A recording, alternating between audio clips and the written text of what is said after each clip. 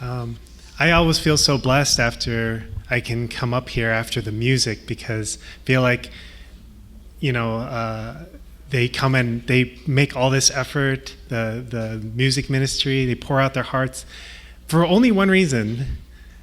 Well, maybe more than one reason, but I feel like the reason is so that we can feel inspired, that we can feel God, we can have a deeper experience at church. It's very humbling because it's a lot of work, a lot of effort for them. And wasn't it so cool to see Adonia back on stage singing? There was a time where Adonia and I were running the music ministry. It was a dark time in the history of the church. Glad those days are behind us. I wanted to talk today about harmony in diversity, and I forgot to update the title of the screen, but that's what it's supposed to say. Just so you know.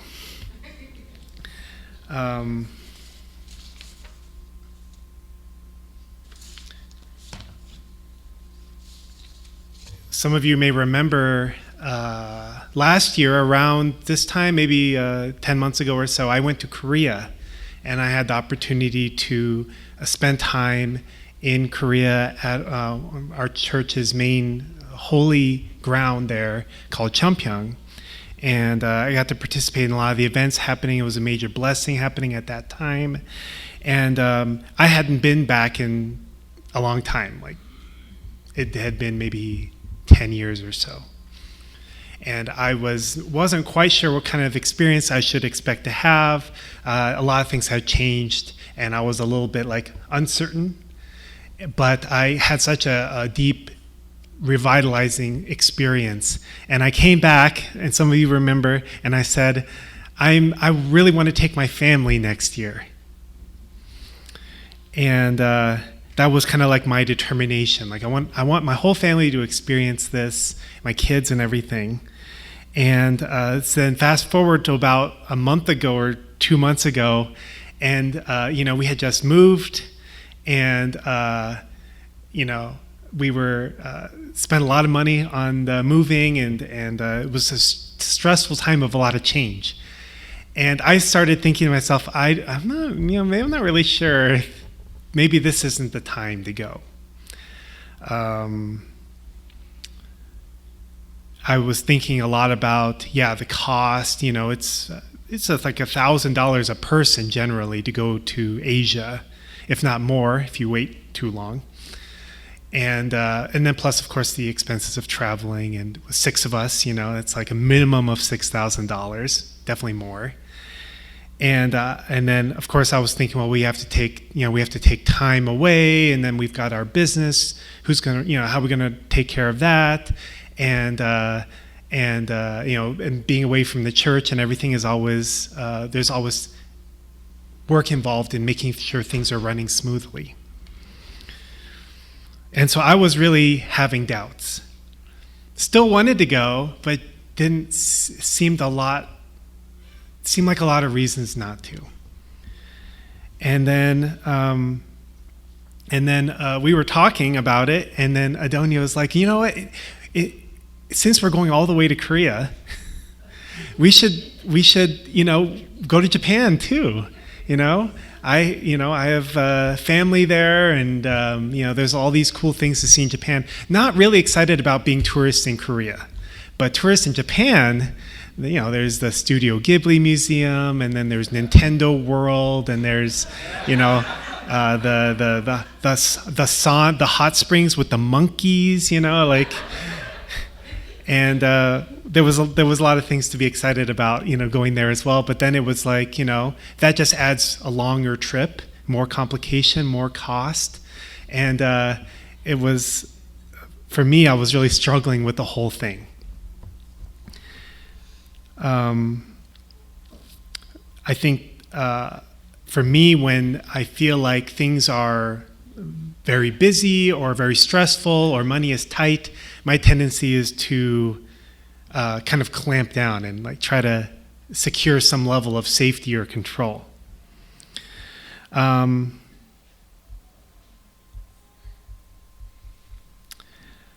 And in the end, we decided to go ahead and just go.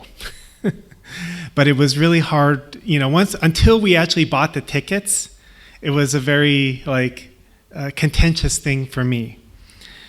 But for me, it was just a very humbling experience and a reminder once again in my life that don't get too caught up in your own head.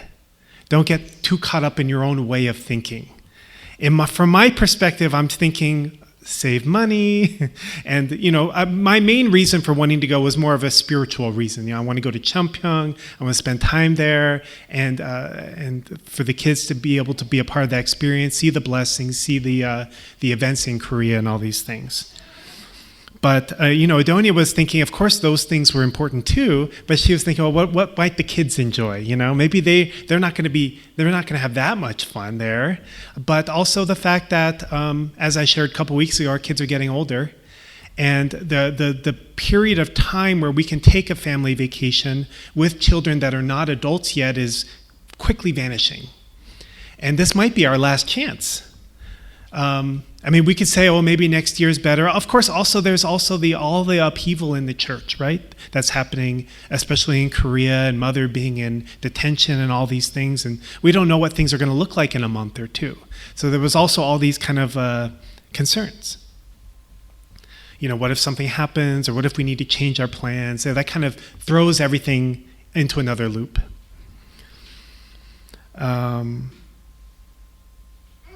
And then the kids were like, we heard that BTS is, getting out of military service, and they're going to be doing a tour right at the time we're going to be in Japan.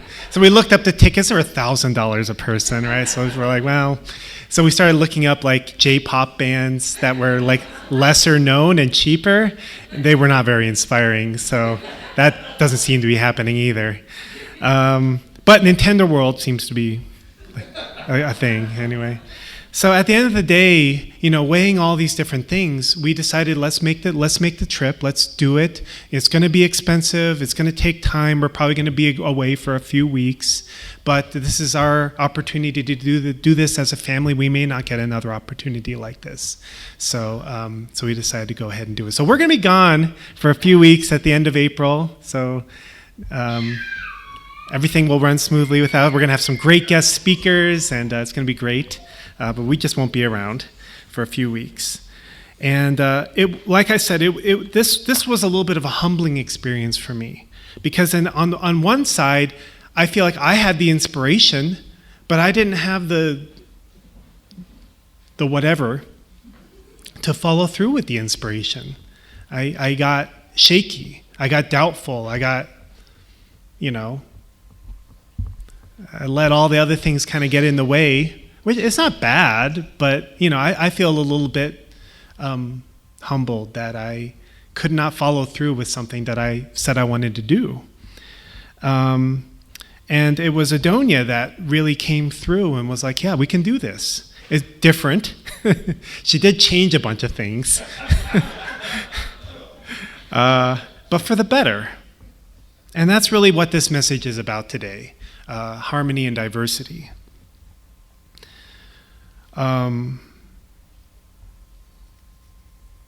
There's a lesson in that I don't always have to be the one to make things happen.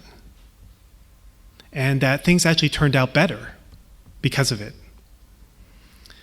I've had times where I felt very discouraged and upset maybe about a situation or something that happened. And Adonia would come and she would help me to see a different perspective.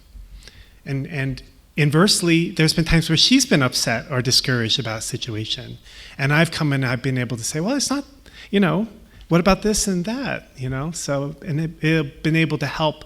Sometimes we can't fully resolve the situation, but we can help each other to see different perspective, maybe something that we missed or weren't aware of. There's a verse from Ecclesiastes that kind of points to this. 2 are better than 1 because they have a good return for their labor. If either of them falls down, one can help the other. Though one may be overpowered, 2 can defend themselves. a cord of three strands is not quickly broken. Now, I don't think that the Bible is talking about marriage here per se, but I think it's relevant still.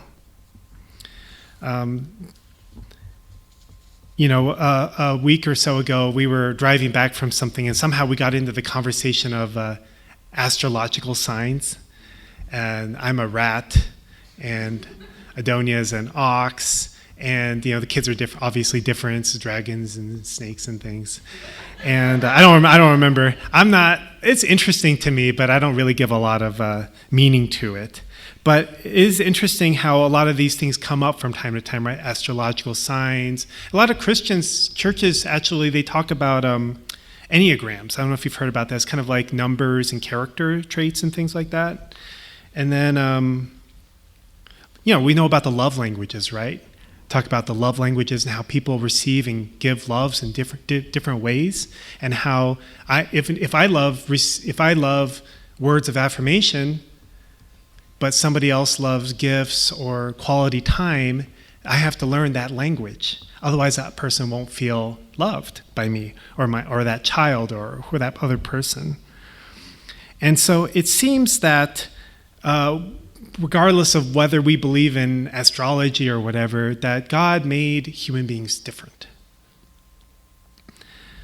And that was very intentional. Maybe God just likes variety. We see in nature so much variety in colors and sizes and shapes. Maybe God just likes that, or maybe it just kind of happened over time as part of God's blueprint. But it just seems to be a natural part of the way God made us to be. So people like different kinds of things, right? Some people like different kinds of music. Some people like different kinds of foods. And something I learned over time is that actually people even experience God differently. Some people experience God very deeply through reading, through studying Scripture. Some people experience God very deeply through other people. Some people experience God very deeply through music and art. Some people experience God very deeply through nature. And there's many more things.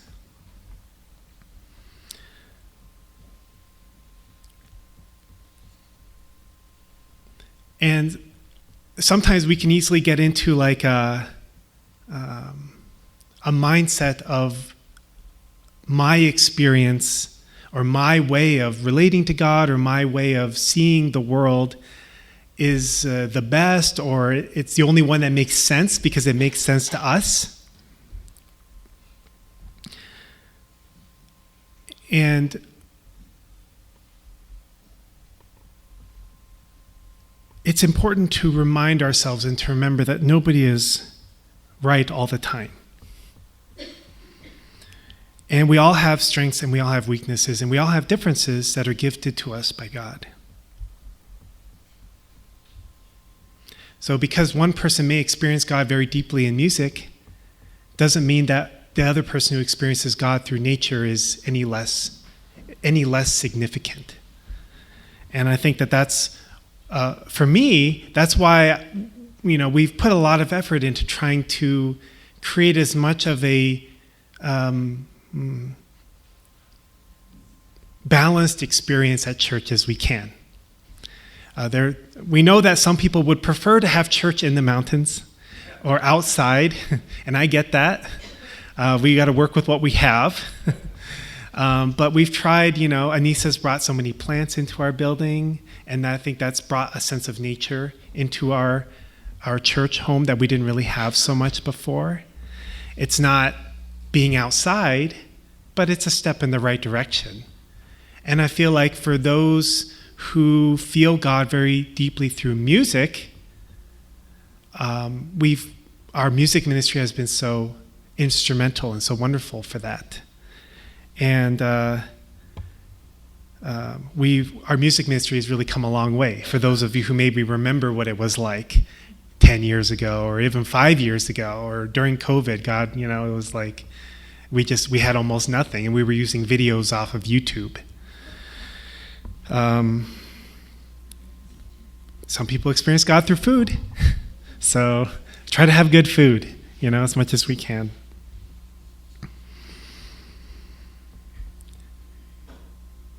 It's gotten to the point for me where I've had so many good ideas and many, many bad ideas.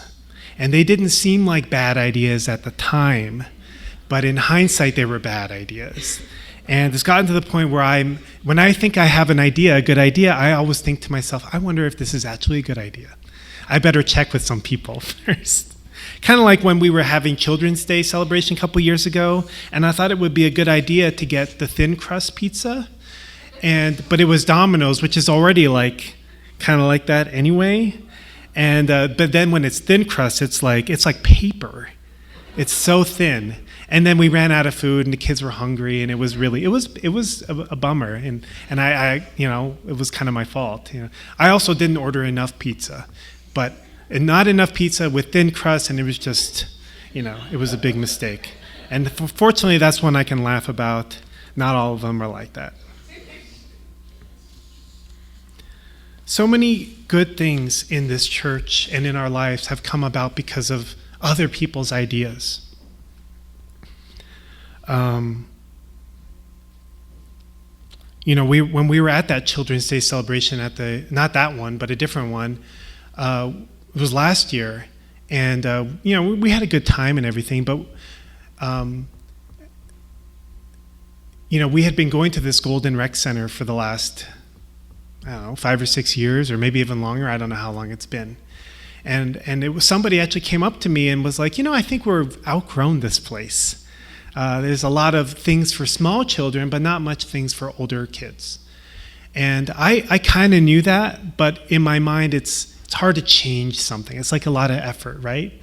But then the person was like, maybe we could look at going to the Apex Center in Arvada. And I was like, oh, maybe that's a good idea. And we didn't go there before because I thought it was a lot more expensive, but I actually called them up, and they have a group rate. It's actually cheaper than going to the Golden Rec Center. So, we're going to be going there next year, which is just a much nicer facility with a lot of things for older kids too, plus a lot of fun for young kids. And they just have a capacity to have a larger group like ours. And so that's just another example of many long line of examples of times where other people's input made things better. And I think that that's something that I would like to think is special about our ministry, in that a lot of people, when they come to the church or they're visiting or whatever, they assume that I'm the pastor. And I really don't like it. They think that I'm the pastor for the only reason that I'm a man. And it's still hard for a lot of people to digest the idea that a woman can be a pastor. And for some people, it's a biblical issue. There's some verse or a couple verses that say something about how women shouldn't be church leaders or something like that. But I think that one thing that I feel is really special about our ministry, that something that I feel is something we couldn't do this without it, is where Adonia and I share the responsibilities and we work together. And it's not like she's supporting me as a pastor or I'm supporting her as a pastor, but like we pastor together. And both of us feel like we couldn't do it by ourselves. Although I actually think Adonia would make a great, if it had to be one person, she would be much better than me. Personally, that's my personal opinion. But I definitely would have given up a long time ago if it wasn't for her. I can say that much.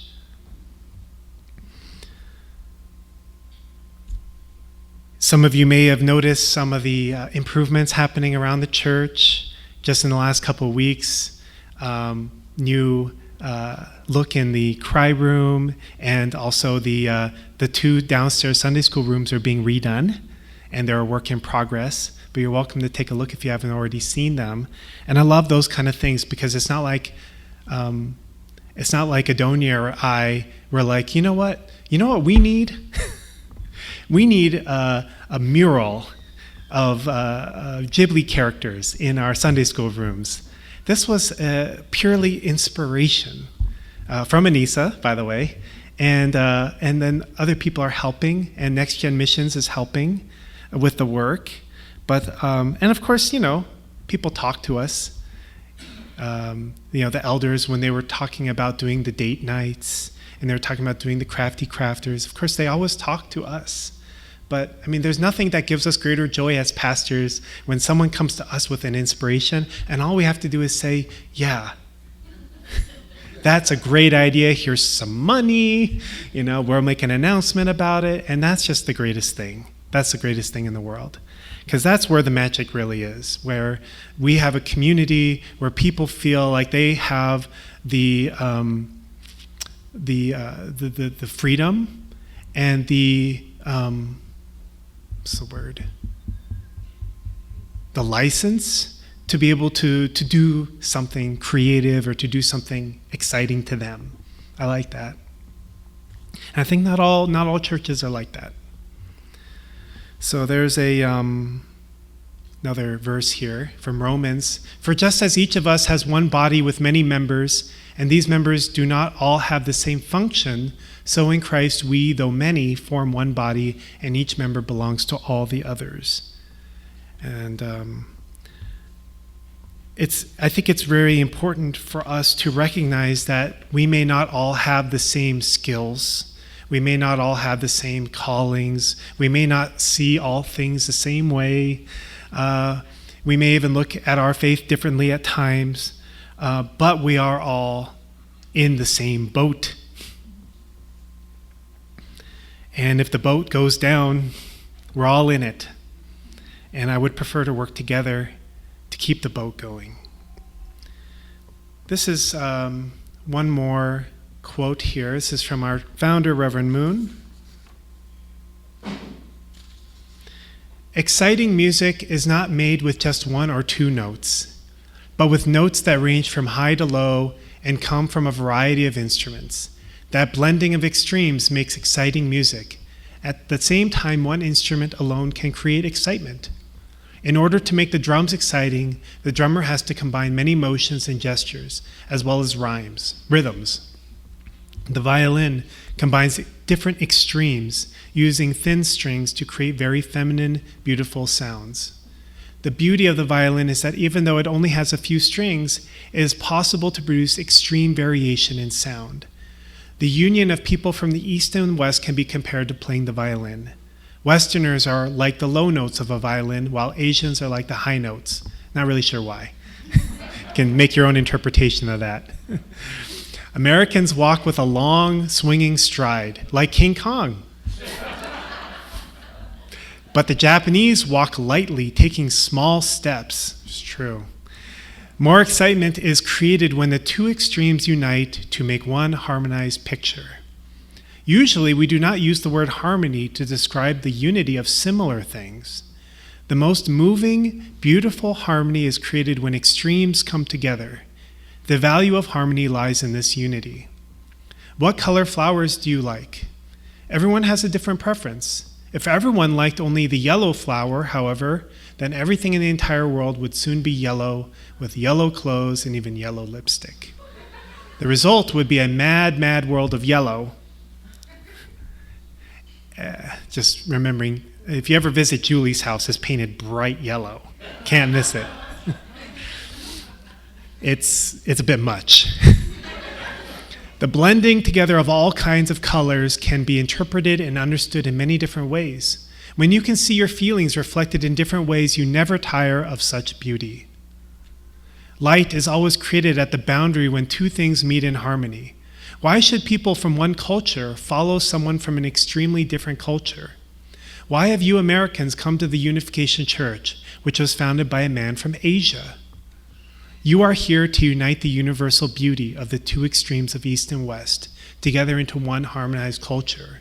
When two great cultures meet to form harmony, turmoil is inevitable at first. When a flowing stream hits the rocks, in its path disturbances are created. It goes through many convolutions, splashing over rocks and churning at the bottom of a waterfall. But that does not alter its destiny. All streams eventually join the main stream, which flows to the ocean. All water is connected to the same source and flows to the same destination. Almost done. Everything that I am speaking of comes down to one simple word: harmony.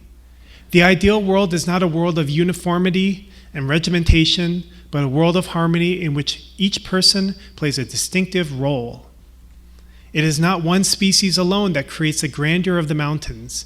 They are made beautiful in part by the infinite variety of trees, some gigantic, some crooked, and of all different shades and hues.